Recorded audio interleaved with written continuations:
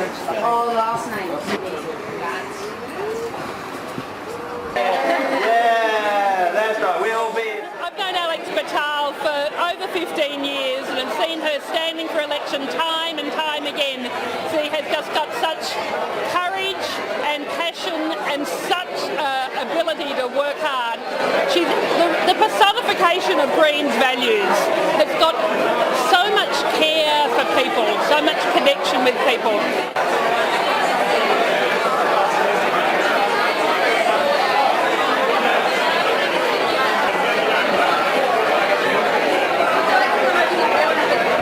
Welcome. My name's Philip Cooper and I'm Wurundjeri, and it's my privilege to actually welcome you guys all here on Wurundjeri country.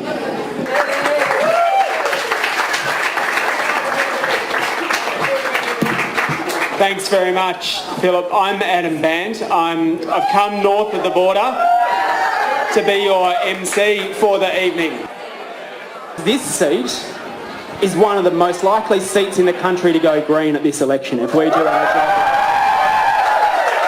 And one of the reasons for that is that you have got here a fantastic candidate. Now, Alex and I have been running together in elections for many, many years. I think 2007 was the first time that we both ran together, and it was the first time, I think, in about a decade, certainly in the last decade, that Alex hasn't run for the seat of Batman. She was on a Senate ticket. I think Paddy was very, very small then, and I think we forgave her that.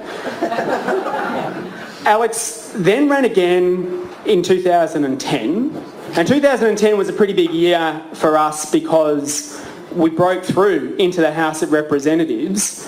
But what's also sometimes has gone unremarked is that it also meant Batman was the first year that seat turned into a Labor Green seat. And then in 2013, which wasn't a great result for us around the country, there were only 3 seats in the country where our vote went up. Melbourne, Wills, where Sam Ratnam is going to run again and turn that into a green seat.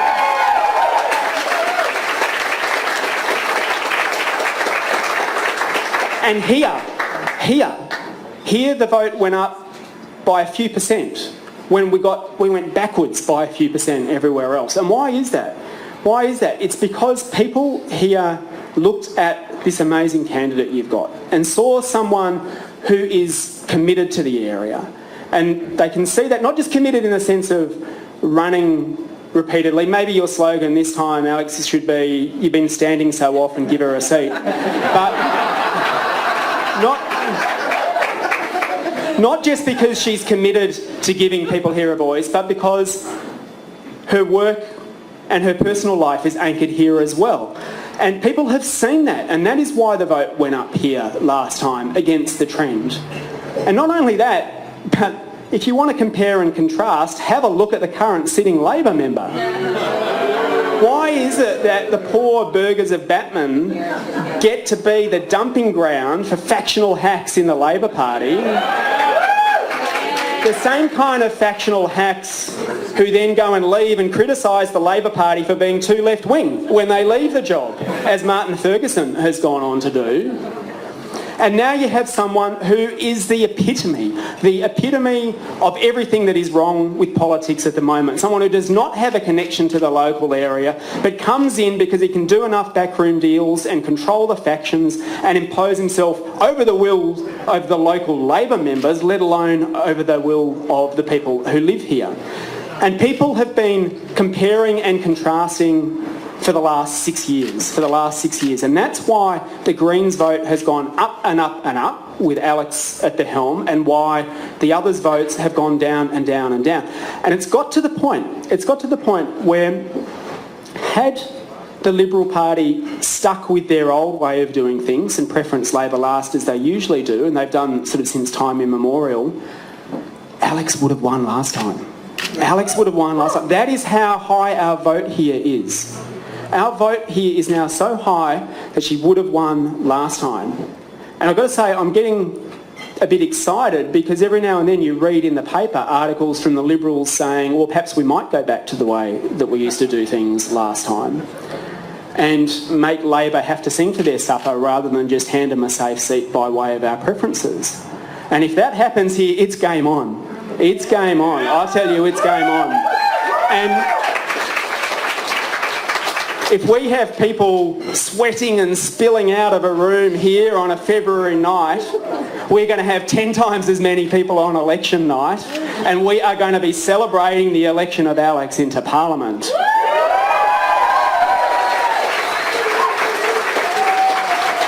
Because now we have the opportunity to say to voters here, you don't have to be taken for granted anymore. You don't have to put up with a representative who slips further and further to the right and just presumes that people have got no one else to vote for, because now they have, and they know it. And in a week when the government came out and said, we are committed to spending 2% of our GDP on defence, and wrote a blank cheque of hundreds of billions of dollars for it, and the Labor Party did nothing, and the shadow Assistant Defence spokesperson who's here in this seat just clapped and supported it. What about the target for education spending? What about the target for health spending? Why not spend 2% of our GDP on tackling climate change if what you're wanting to do is grow jobs and make the country more secure? And I have the absolute privilege of sitting in Parliament, but I've got the misfortune at the moment of sitting just sort of within spitball distance of David Feeney. He sits just in front of me about 3 seats ahead, and I hear him heckling. And usually his only heckles against the Liberal Party is that they're not doing their right-wing job well enough, and they're not sophisticatedly selling the right-wing position as well as they could, and they're not spending enough on defence. And I want not to see the back of David Feeney's head, not just because it's not a very attractive sight. I don't want to see David Feeney sitting in front of me. I want to see Alex Bhathal sitting next to me.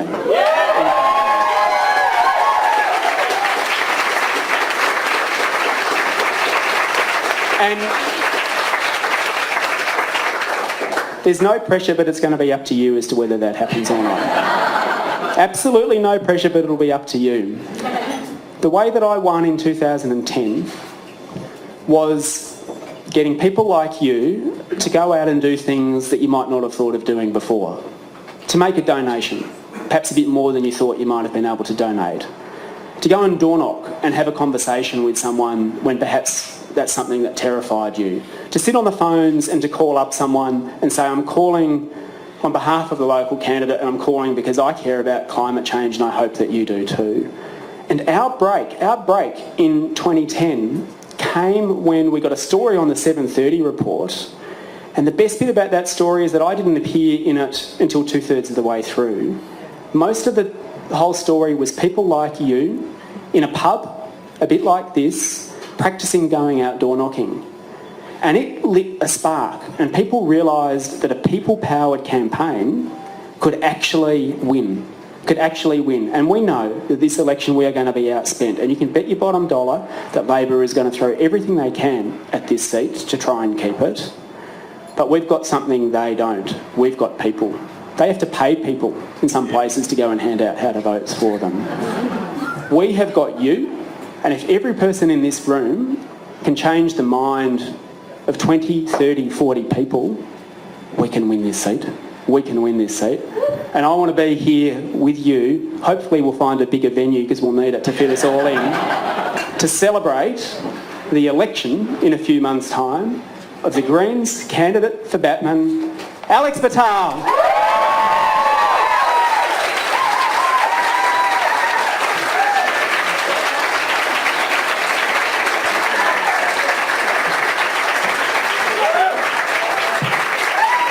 Now, Alex is going to speak in a moment after we've heard from some others. I want to introduce to you someone who has been a stalwart for the Greens in Victoria and was there when we started, and is quite rightly now taking her place every day on a seat in the Senate in Canberra, our Greens Senator for Victoria, Janet Rice.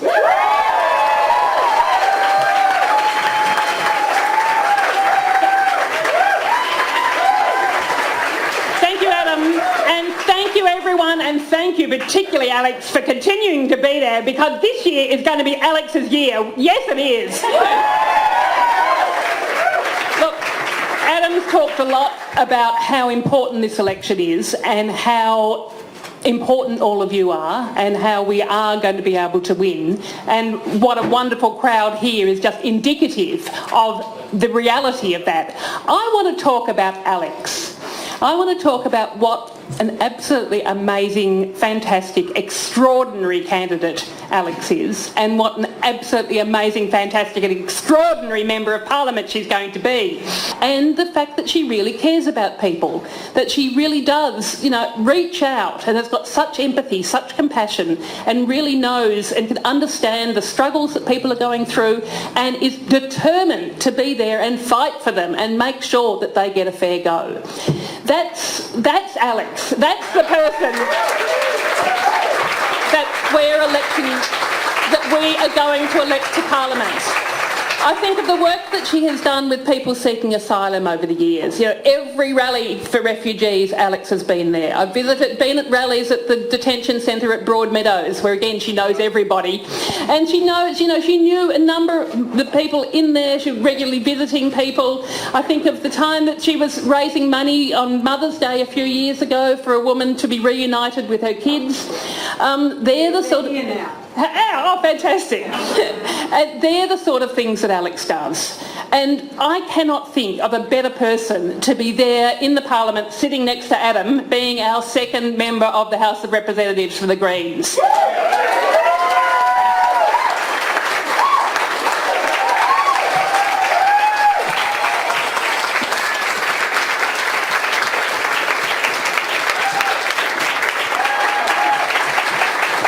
Hi everyone, thank you. It's amazing to be here.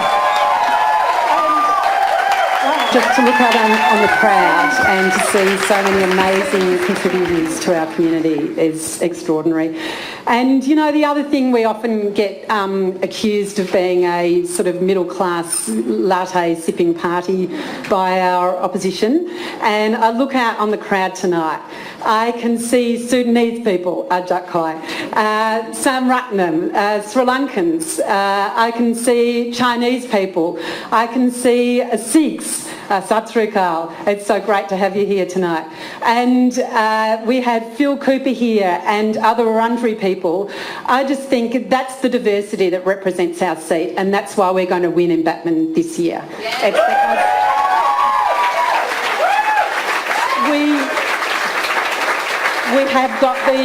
we actually have got the groundswell that we need to win it. I need to start by thanking some people, Senator Janet Rice and Adam Bandt, for being here this evening. Thank you so much. And I'd like to... Thank you. Tonight, I wanted to start by sharing with you the reasons why I'm running for the Greens in Batman this year. And my story actually starts when I was 8 years old. And Adam said, oh, it wasn't that long ago for me. And it's true, because actually, just in sheer chronology, the year was 1972. I was 8. And in December of that year, the Whitlam Labor government was elected, a great reforming government in Australia's history. And one of the first things that government did was to lift the final restrictions of the White Australia policy. And I have a vivid childhood memory from early the next year of my father rushing home early from work one day, which was very unusual, changing into his best white turban and going to claim his Australian citizenship. And that evening I learnt some things about my country for the first time. But I also learnt about the power that governments can have over people's lives, for better and sometimes for worse. And I also learnt about the transformative potential of electoral politics. Unsurprisingly, perhaps, I became very interested in politics after that. It was like my hobby, my childhood hobby. And when I got to university, I became very heavily involved in student politics with the ALP. In my first year at university, I worked with Julia Gillard to organise the first ever Commonwealth Students' Conference, and I know Donald and Charles were doing that as well with me from across the aisles. Well, Donald wasn't across the aisle, but Charles was across the aisle in those days as a Liberal Party member. And, I guess you could say at that time I was on the beginning rung of a potential career in Labor politics. But there were things even then that concerned me about the ALP. There was the internal political culture of the party, and then there were the policy shifts. So there was the end to Labor's policy limit of 3 uranium mines for the country, which some of you might remember. That was an internal party policy. There was the proposal to bring back fees for university students barely a decade after Whitlam had created university education free for everyone in this country. And then there were the proposals to bring in this thing called so-called activity testing for people on unemployment benefits. And for me as a young youth worker, that was the final straw. And I knew that after just a few years, it was time for me to part ways with the ALP. For the next 15 years, I was really happily involved in campaigning for change outside electoral politics. I was involved in the peace and the women's and the anti-uranium movements. As a young youth worker, I was involved in trying to create social change through my profession. And if you'd asked me then what I thought about electoral politics, well, I would have said to you it's a domain for careerists and it's not for people genuinely wanting to create change in the world. But after a decade and a half, 1 month in August 2001, that all shifted for me.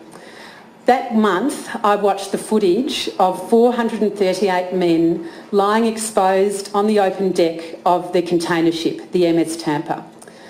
They had come seeking our national protection as asylum seekers, but instead they lay dehydrated and exposed to all the elements on the high seas as the Howard government threatened to arrest their rescuer if his ship entered Australian territories.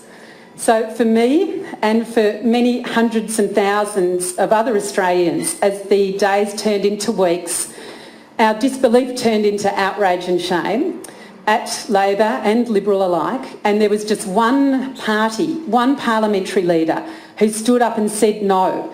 Wait a minute, this is not what we do as a country. This is not how Australians behave. That man, as you know, was Senator Bob Brown. And thank God for Bob. And I knew that it was time for me to re-engage with electoral politics. 2 months later, I found myself running for the Greens in my first candidacy for the federal seat of Batman.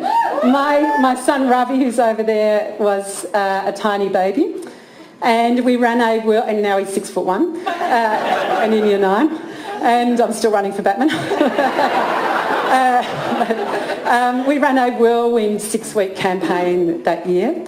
And we focused really strongly on human rights and on the rights of asylum seekers, and people came from everywhere to help us. On election night, we achieved a swing of more than 7% in this seat, which was extraordinary. Since then, at each consecutive election, the Greens' vote in this seat has continued to rise, and now we stand second to Adam's seat of Melbourne for the Greens nationally. So we go into this next election knowing that we're closer than ever to winning this seat. And, you know, as the gloss starts to fade from Malcolm Turnbull, and, you know, as the relief in people's minds that he's not Tony Abbott starts to fade as well, progressive voters around Australia and in this seat will be looking to us as the party that they know will take action on global warming, and as the party that will stand strong in Australia's Parliament to uphold our democratic traditions and principles. We're talking about principles here like the freedom from indefinite and arbitrary detention, not locking up children, the unimpeachable right in a multicultural nation to hold dual citizenship. They're the principles we're talking about. It's a shame that we're talking about those, but that's the reality. This was once Australia's safest seat. It had a 25% margin to Labor, which made it the perfect factional gift for Martin Ferguson when he was trying to enter politics. We have not been well served by our loyalty to Labor in this seat. I can count 10 school closures and 1 major public hospital, Panch, gone since 2000. Our industrial estates lost their factories, and neither Labor nor Liberal had the foresight, the economic foresight or nous to do a thing about it. In my street in Preston, I can see the impacts on my neighbours as they've been continually let down by Labor. You know, in 2013, the Gillard government tried to balance our nation's budget by moving single parents and people with mental and physical health conditions onto New Start. So as a result, we have thousands of people in our suburbs who are now living on $340 less a fortnight than they were in 2013. So, you know, those impacts of those decisions by the well-paid Canberra politicians have fallen on the kids in single-parent families who've had to drop out of music and sport. And they've fallen on the families who now can't afford to put food on their table past the 9th day in every fortnight. As many of you know, I'm a social worker, and I can see a couple of social work friends of mine here actually. And, you know, I have continually seen the impacts. I know that our suburbs are not wealthy and things aren't always easy for people here. And that's one reason why I'm absolutely committed to running for the Greens in this seat, because we have the policies which can transform people's lives for the better here. Policies such as a properly functioning, strong social security net, properly funded health and education, free universal dental care, and the progressive tax and banking reform that our country needs. But there's one other reason why I run in Batman for the Greens, and it's because of our people, and it's why I love living here too. We have Australia's highest concentration of musicians, artists and writers of any electorate in Australia. We have Melbourne's largest population of Aboriginal and Torres Strait Islander peoples, and they make major contributions to our community. We have diversity. 40% of us were born overseas, and we have the 4th highest number of same-sex couples in any electorate in Australia. It's here that so many of the books and so much of the art and music is created that the rest of Australia enjoys. And we know that the rest of Melbourne loves flocking to our bars and cafes, especially on Friday and Saturday night in High Street. It makes it very difficult to park if you live near there. Not that I do, but yeah. We have the renewable energy businesses of the new economy. And it's here in the 1930s that Uncle William Cooper, great uncle to Phil, who's here with us this evening, sat down with a group of other Kulin Nations elders and created the beginnings of NAIDOC Day. And in doing that, those far-sighted gentlemen, those brave gentlemen, actually founded the beginnings of Australia's modern human rights movement.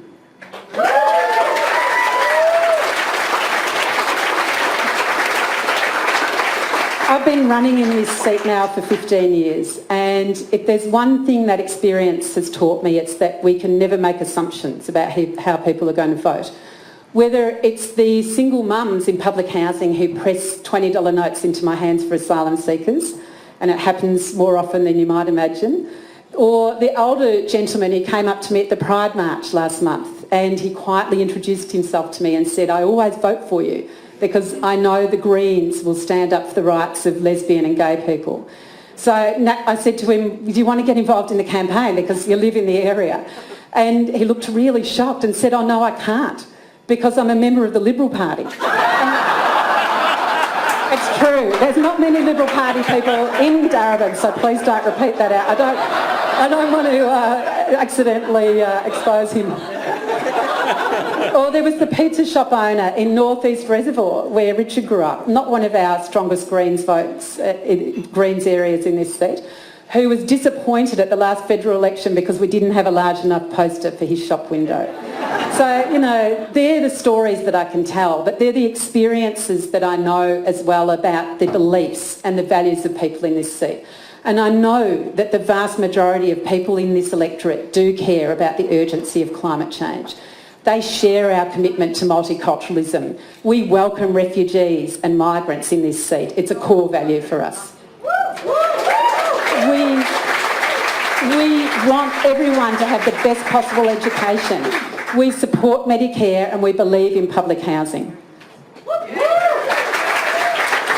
You know, the other thing I've learnt about this seat, whether it's, and I've been living here for 30 years, whether it's the people in Clifton Hill, Bundoora or the suburbs of Darebin, I know that everyone, no matter how they vote, They really have the generosity of spirit to care not just for themselves and their families, but for everyone. And that's why we will go on to win this seat. And it'll be one of the safest seats for the Greens once we get it.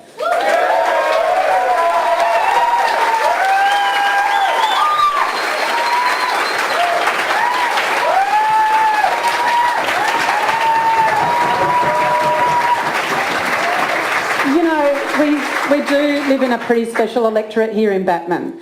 It's a proven fact our election results in this electorate show it over decades. We have more progressive voters in our suburbs than anywhere else in Australia.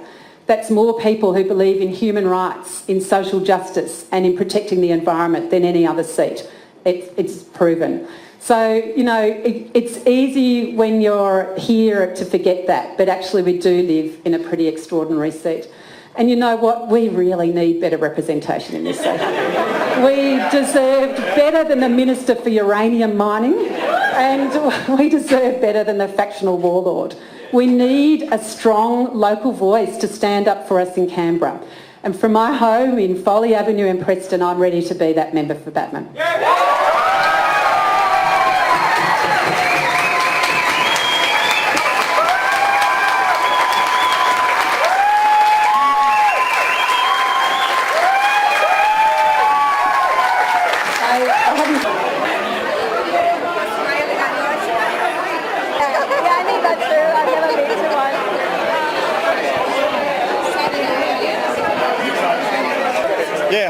I'm Leon. I live in the electorate of Batman, and it's been a safe Labor seat forever, and things are changing. I started supporting Alex by putting her poster on my fence 2 elections ago.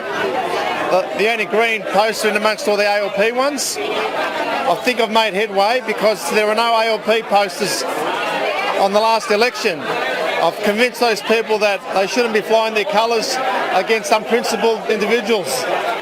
What I loved about what Alex had to say was that she basically pointed out that for years, and in fact for decades, this seat has been left for granted, or taken for granted by the ALP. It's literally, we lost a health service, we lost a panch, and it's because this is being treated like a gift that Labor Party gives to people like Martin Ferguson.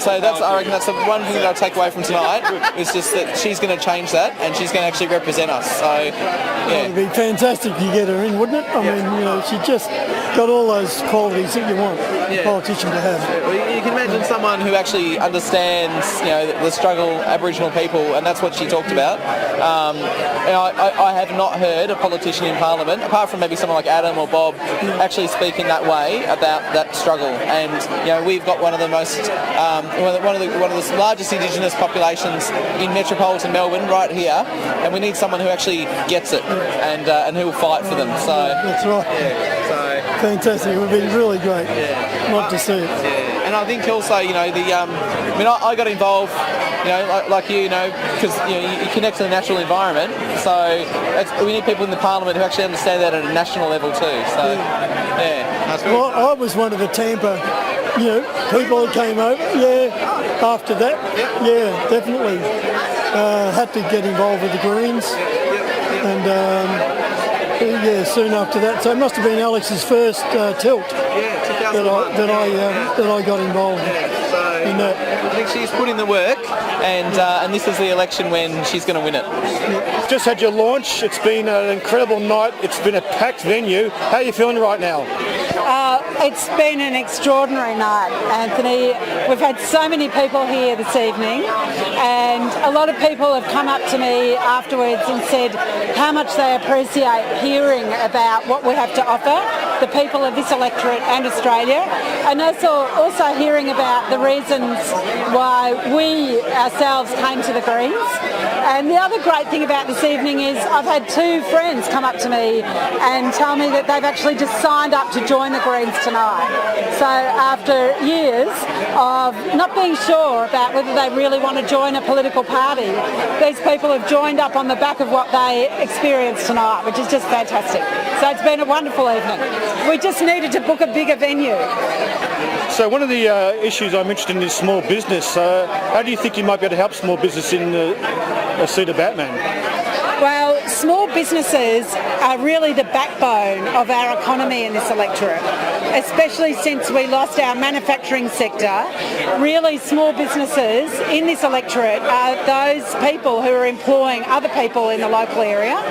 The Greens have a whole range of policies which we'll be bringing to the next election to support this really important sector of our economy.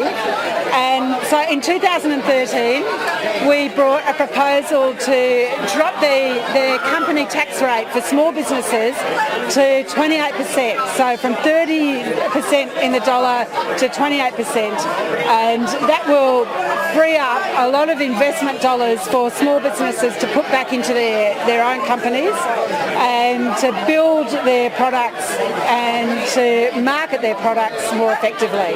So we're very, very committed to small business in the Greens. We also have a policy to create a business commissioner. Sorry, I'll say that again. We have a policy to create a small business commissioner, which will finally stand up for people so that the multinationals will be challenged when they try and run their monopolies, as they always do. Okay. You've had a number of runs on this seat in Batman. So in all honesty, what do you think your chances are this time? Do you think this is your best chance of winning this seat finally? Yes, I believe this is the year. I think that voters are becoming increasingly disillusioned with the two major parties. They know that, unfortunately, the Labor politicians who try and represent us in this seat are quite distant from the people here. We've had 2 decades of local representation, which actually isn't that local. People who don't live in our electorate, who have no real idea about the conditions facing people here. And in that time, we've lost 10 schools and 1 major public hospital. And I feel that I offer the people of this electorate a strong local voice who lives in the middle of the electorate and really understands what our needs are, and will be proud to uphold what we believe in Parliament this year. Have you decided on your preference flow, who you're going to direct your preferences to? Has that been decided yet? No. The Greens, of course, we need to wait until we see who's actually running in the election before we can start looking at where we distribute our preferences. As a party, we've always said that the most important thing is for people to go into the ballot box and be able to make their own decisions about where they're going to put their preferences. It's really fantastic that we have a preferential system of voting in Australia, and the Greens are the party which is committed to making it meaningful in both the Senate and the lower house, so that people can go into the ballot box on election day and distribute their own preferences by numbering in the order they agree with the candidates who they support. And that's really what the Greens' approach to preferences is.